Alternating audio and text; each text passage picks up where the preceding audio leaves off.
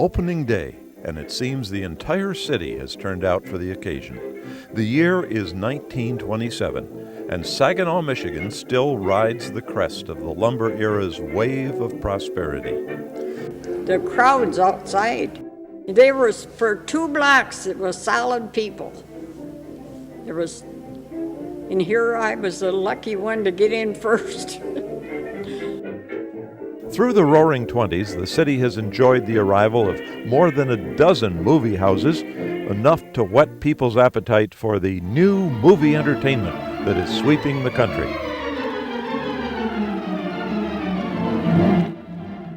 This time belongs to Saginaw's remaining lumber-era elite and to newly emerging automotive gentry. And there they are, strutting their stuff and looking forward to a few hours of vaudeville and to watching Sally O'Neill play in Frisco Sally Levy, the movie topping the bill for the Temple Theater's opening day.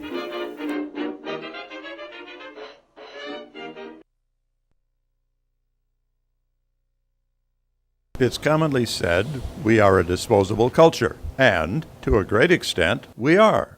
More often than not, it's less expensive to pitch a broken tool, toy, or table than to get it repaired.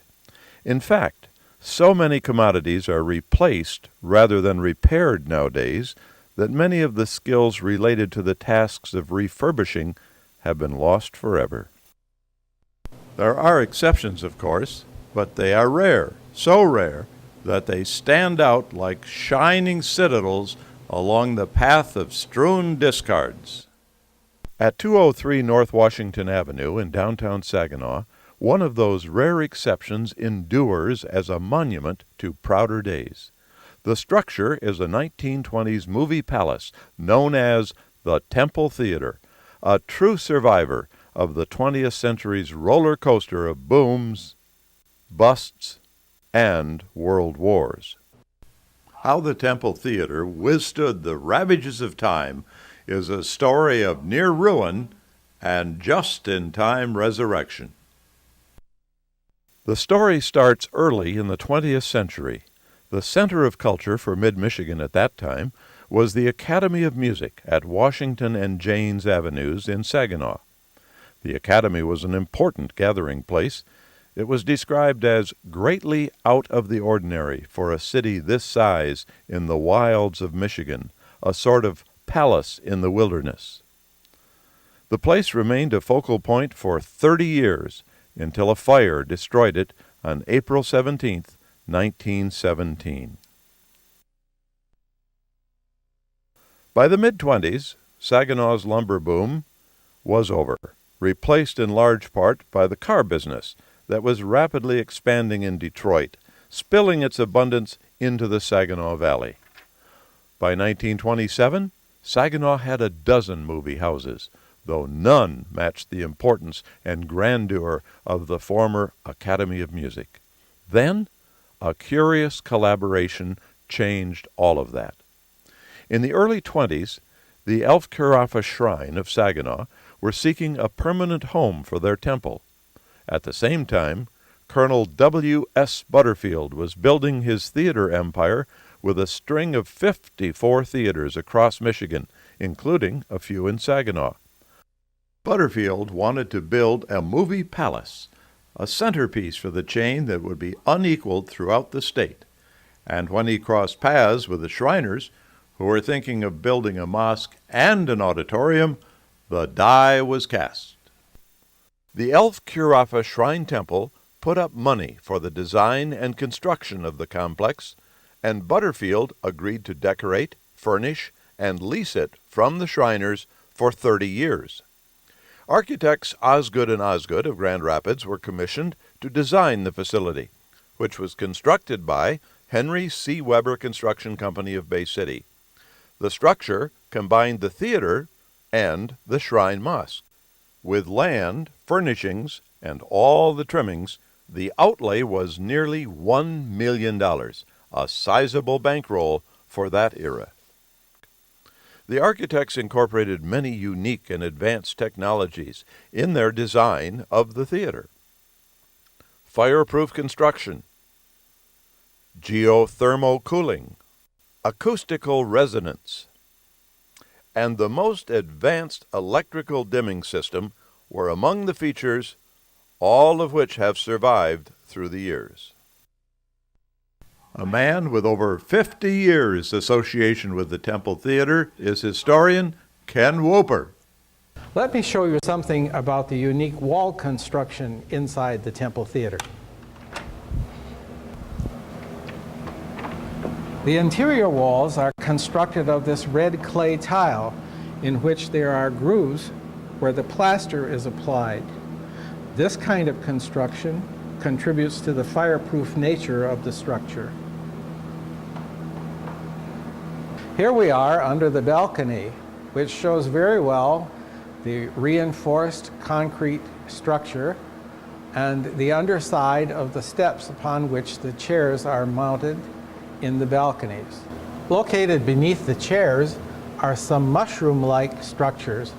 From underneath, we can see that those are openings and essentially makes the volume of air here under the balcony part of the acoustical picture of the entire auditorium. In the ceiling of the balcony are 5 domes, 4 small domes and 1 large one. These domes are not only beautiful to see and very well lighted with the direct lighting from beneath, but they are also part of the acoustical scene of the theater.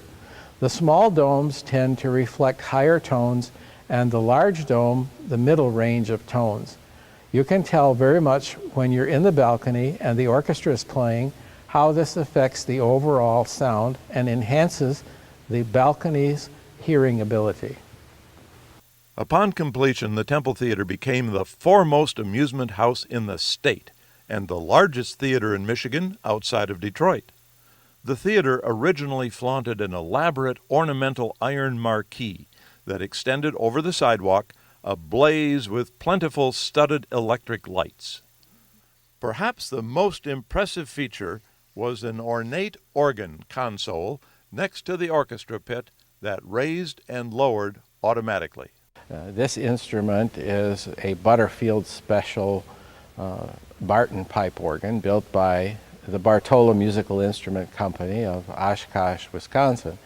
The Butterfield chain had 12 such instruments made for them, and of the 12, this is the only one which survives with all of its original parts and pipes and in its original playing condition, which is to say the air pressure that the pipes play on has not been changed. For 50 cents, a person could enter this gilded palace, surround themselves with rich velvet and plush carpeting, and feel for a few moments much like European royalty must feel every day. They had such wonderful shows, something more complicated than what the Regent or the Franklin or Mecca had, and I really enjoyed it here. It was so beautiful.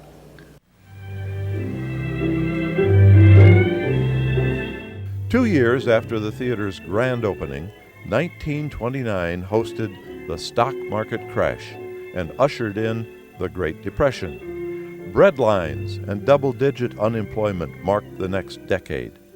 Many folks were grateful for an occasional escape into the Baroque setting of the Temple Theater to enjoy its cinematic digressions from reality.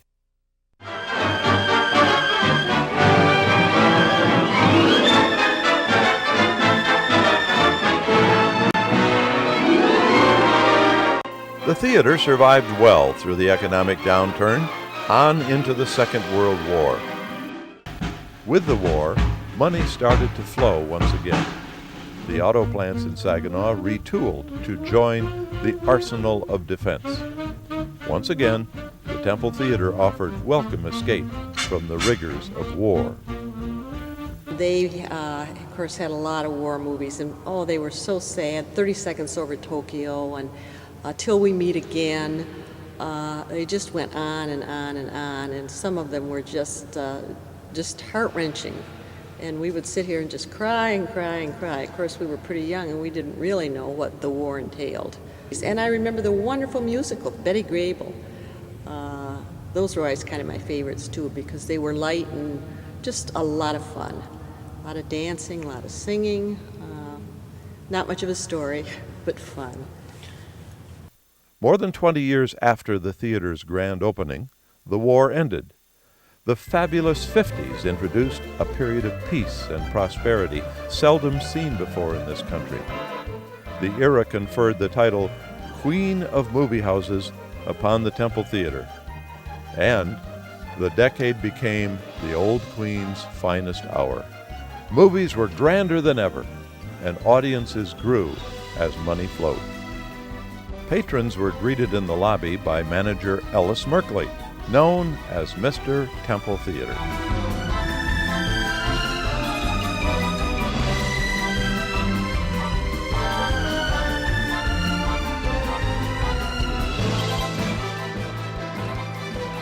One thing I remember is the uniforms. Oh, it was navy blue, dark blue, and it had lapels on it and collar, and around the lapels was gold print, and it had an initial B on the pocket, and the skirt was a little bit A-line, and we didn't like them.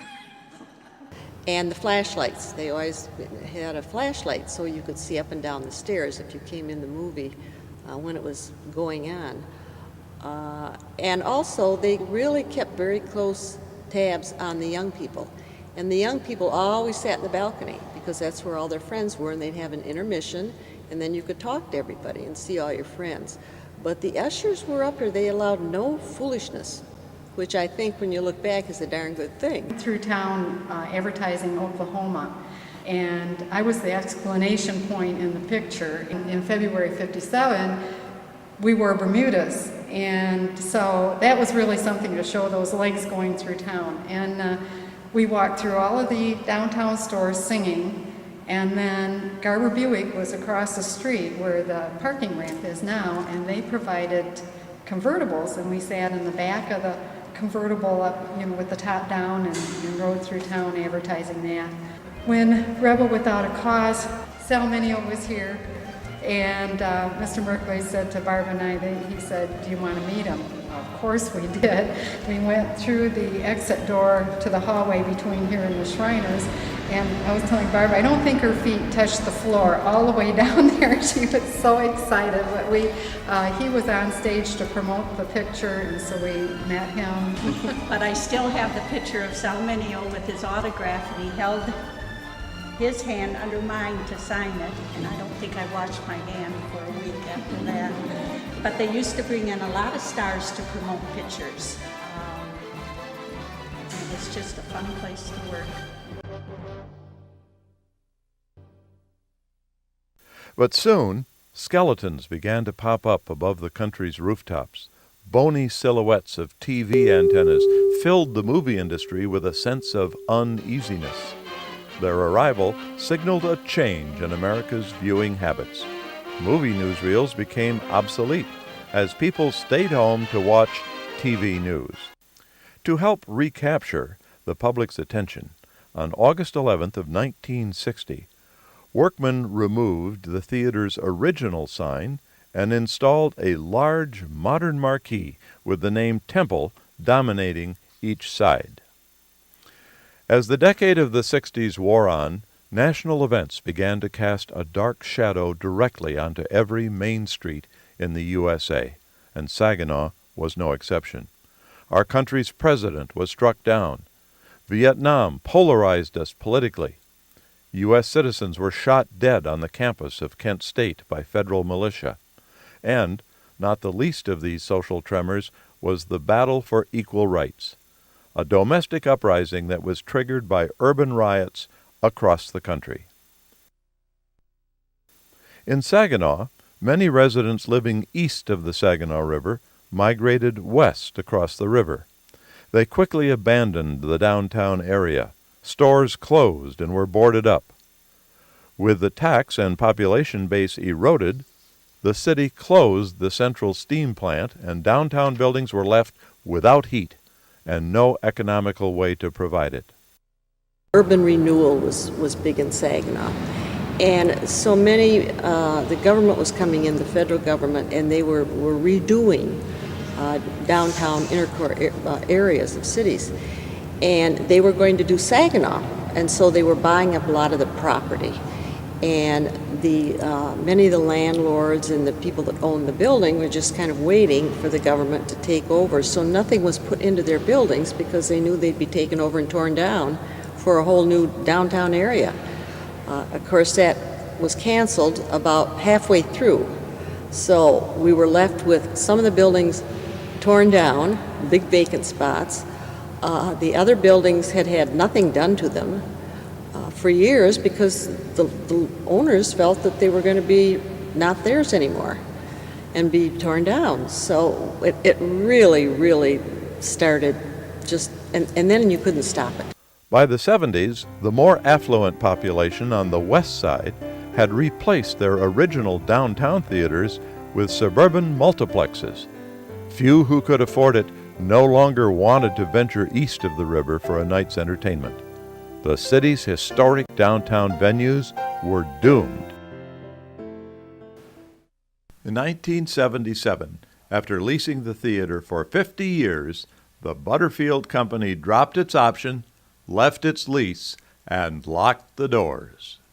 The last film exhibited at the Temple Theater under Butterfield management was Rocky on December the 8th of 1977.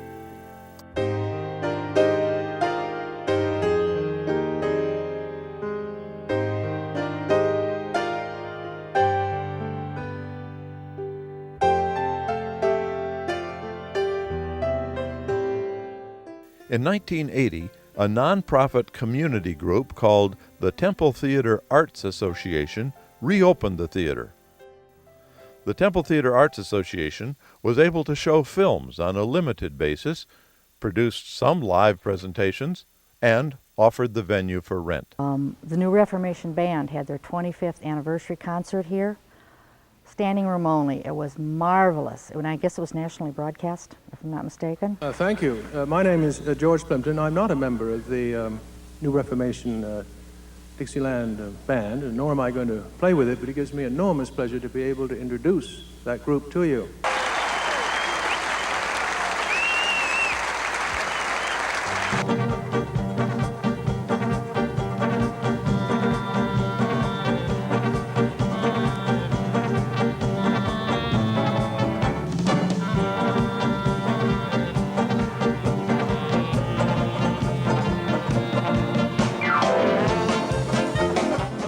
But their attempt at revitalization earned little or no support from the community.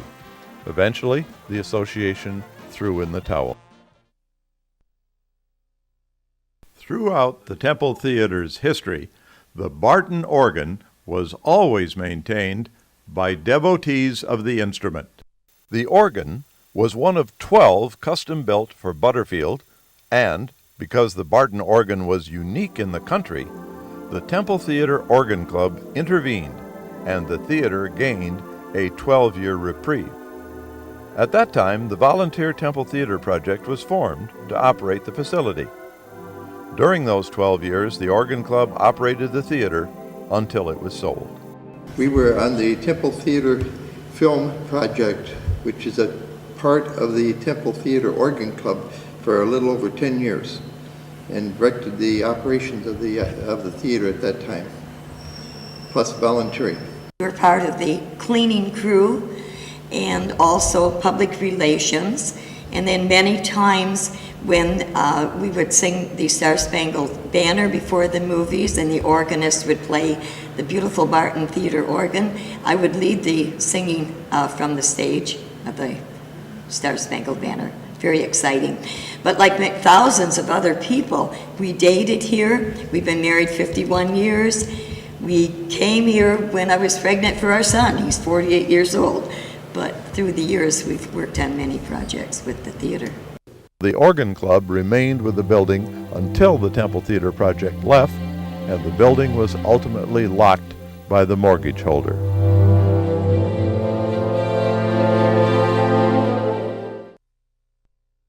Here we are in a movie palace, And I'm sure if we were writing a Hollywood script, the storyline would be about how close this building came to being demolished. Again, the temple was slated for ruin. Its ceiling was water damaged, and one more Michigan winter could have ended its 75-year run.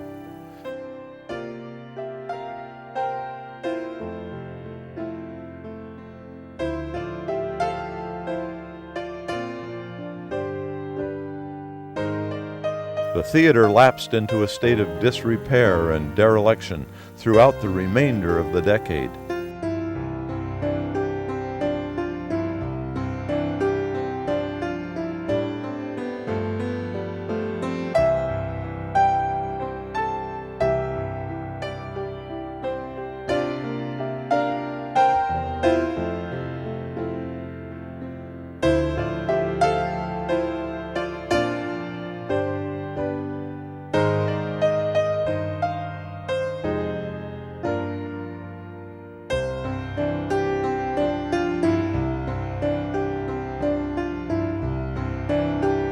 The Temple Theater was scheduled to death by a wrecking ball.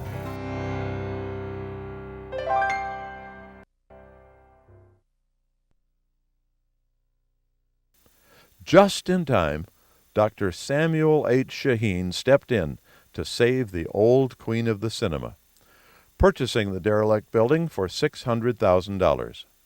Then, Dr. Shaheen elected to invest an additional $7 million to renovate the theater and the Shriners Mosque next door. The outlay sowed seeds of new life in Saginaw's downtown area. Well, now I'm kind of curious, did the idea of your stepping forward and taking over the Temple Theater, was that sort of an overnight thing, or was it something that as you worked on your other projects that did involve downtown, at some point it became apparent that this was a vital part of that picture? Well, we delineated the Jewish temple on the south and the temple, the tower on the north would be good boundaries for us to start with. That's what had to be renovated. That was basically the salvageable part of downtown. And so that included the Temple Theater. And so in our discussion, we decided that we had to do the Temple Theater. If we tore the Temple Theater, it would be disastrous. So then, when you decide that this should be saved, obviously then you need to do a study of some kind to find out what's involved. And how does that work? I mean, this is all new to me. I've never done a study. Oh, really? No study, no. The only study I know is when I was going to school. The only study I have. I never did a feasibility study on anything I ever did. Really, never. Good gracious. It was always, Fascinating. it was out of, I was shooting from the hip. Once you decide to do a project like this, then where do you start? I mean, how do you even begin to know what has to be done? And I'm assuming that even without a study, at some point a dollar figure is going to come in there somewhere so that you know this is going to cost you this or it's going to cost you this, and then you make that decision. Or did you really say, no, I'm going to do it and we'll worry later about how much it costs? That's exactly how it worked. That's what happened. Our conversation started with the organ club, members of the organ club. Ken Wilper was extremely helpful on this project. And he knew every nook and cranny of this building and so forth and so on. And they had researched about decorating, and that's how we got Conrad Schmidt here. It was through him. Oh. They had them here a few years ago and gotten an estimate of a price on what it would cost to decorate and so forth. The first thing, and I know because he was so worried about securing the building and keeping it from any more damage, the first thing he thought about was the roof, and the other thing was there was water in the basement. And so those two were the very first things that he, as soon as we took possession. That was before any decorating, you're right. That was the first thing he did, is, keep the elements away from the outside. So, As a matter of fact, I put a new roof on this building before I owned it. Really? Right. I did not own it. And I contracted with Michigan Roofing to put a roof on this building before we ever signed the papers. Good guy. But because I knew that if it went through that winter, there would be too much destruction to the building. We're in, of course, a Hollywood sort of building, and if you're writing a Hollywood story, I would think that part of that line would be how close this building came to being devastated and beyond the repair that you're talking about. And if you ask me the question, would I do it again if I'd known what I know now? I don't know what the answer is. Oh, you would have. You would have. Shaheen and his company, SSP Associates, set about the meticulous task of restoring the historic gem to its original splendor, conceding only here and there to essential contemporary enhancements.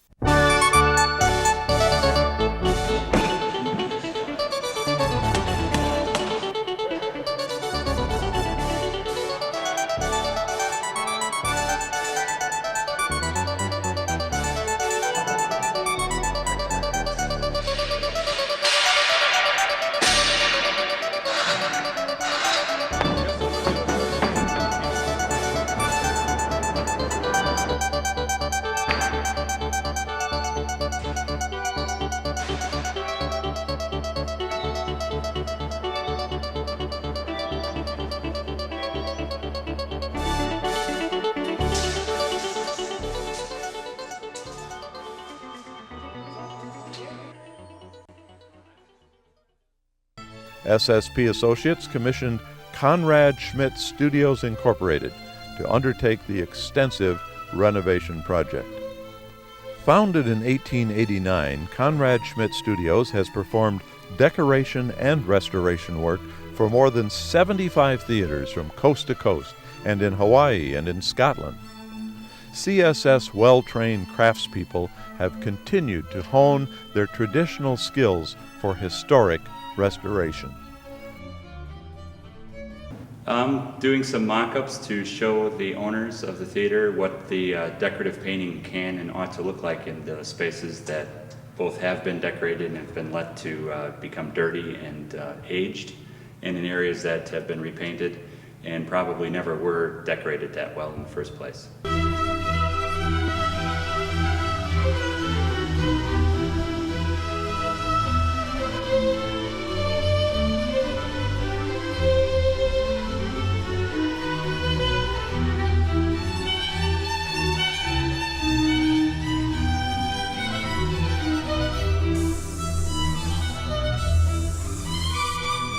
So just cutting through just 75 years of film dirt.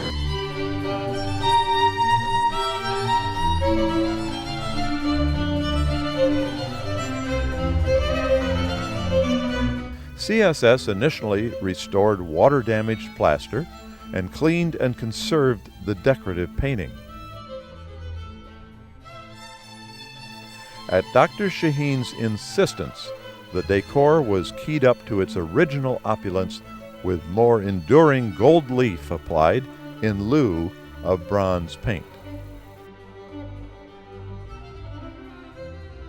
CSS conducted an historic paint investigation in the overpainted lobby and corridor. The results revealed original decorative painting in these areas which coordinate with the decorative scheme of the house. With the main theater's ceiling and walls glistening again, faithfully restored and enhanced by Conrad Schmidt Studios, experts restored the original seats and the chandeliered lobby. But the restoration of the theater was much more than skin deep. The building's 1920s infrastructure needed to be upgraded to the 21st century.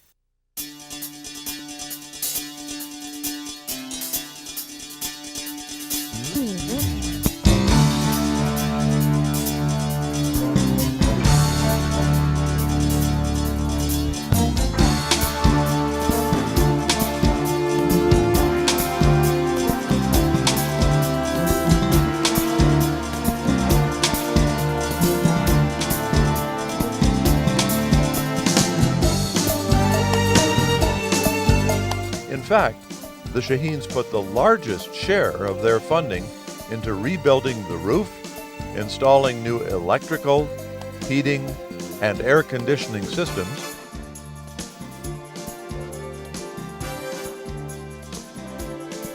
digital controlled systems for lighting and operating the rigging, as well as new public facilities. Next door, the space originally designed as the Shriners Mosque was also restored with the same attention to detail. Renovations included new chandeliers and dance floor in the third-floor ballroom, and a comfortable and contemporary dining area on the first and second floor. The kitchen facilities were also remodeled, installing the latest culinary equipment.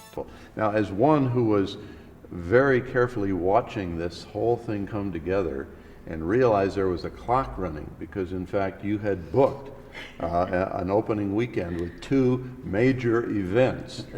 And like it's 2 weeks before the opening and the chairs aren't here yet or something. I mean, how, as an outsider, it looked a little scary to me, but I think most of you that were involved in the project, at least outwardly, walked around with the confidence, don't worry, everything's going to be done, and of course it was. But was there any, now that it's been done, was there anything that really caused you to concern of whether it could be ready?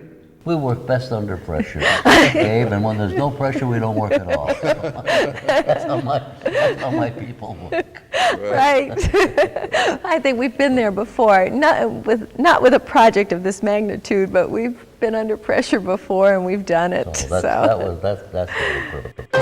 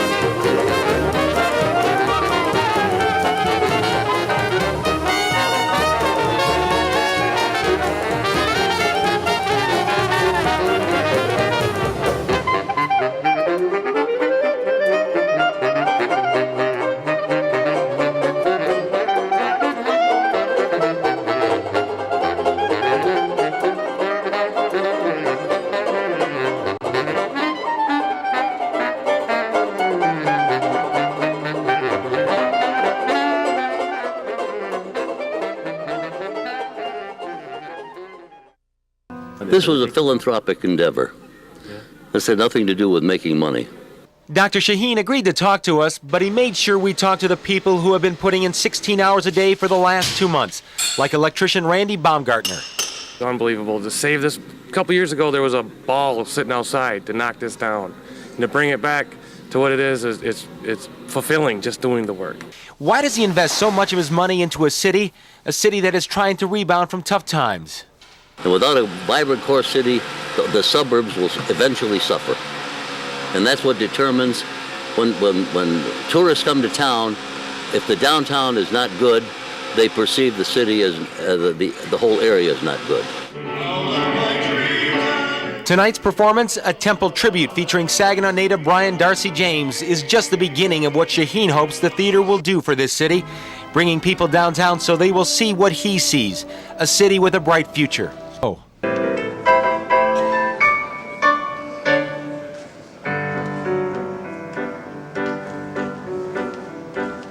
I just got an invitation through the mails. Your presence requested this evening is formal, a top hat, a white tie entails. Nothing now can take the wind out of my sails.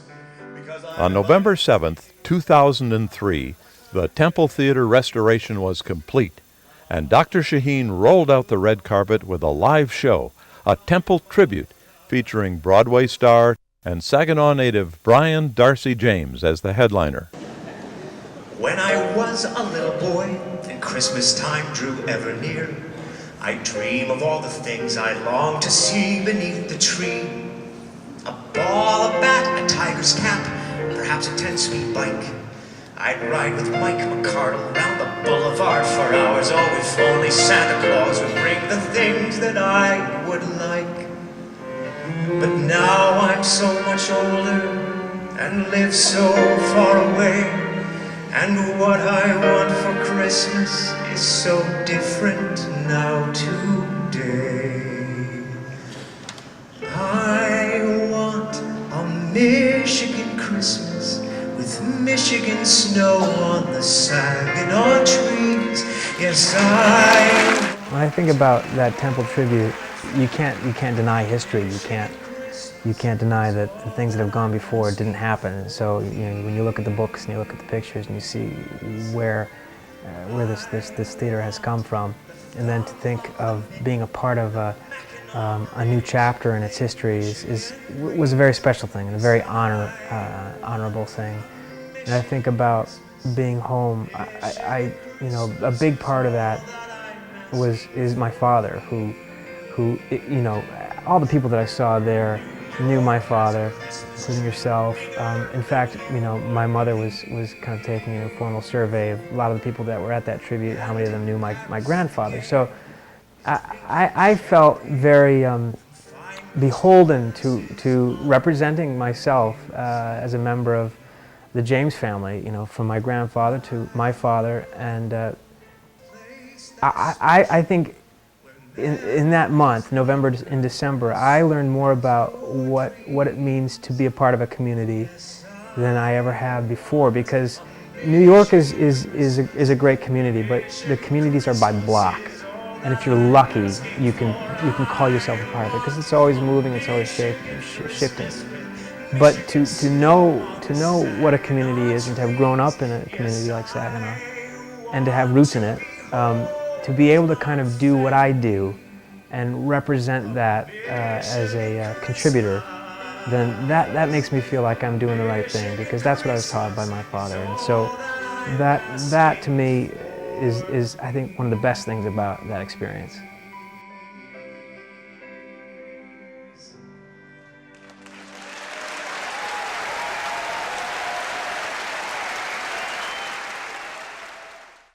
It was just a few years ago they considered tearing down the Temple Theater. Good evening, everyone. I'm Katie O'Merrill. And I'm Sam Merrill. Good to have you with us on this Friday night. Well, tonight the Temple reopened to a full house in all of its intricate, ornate glory, looking pretty much the same way it did when the doors first opened back in 1927.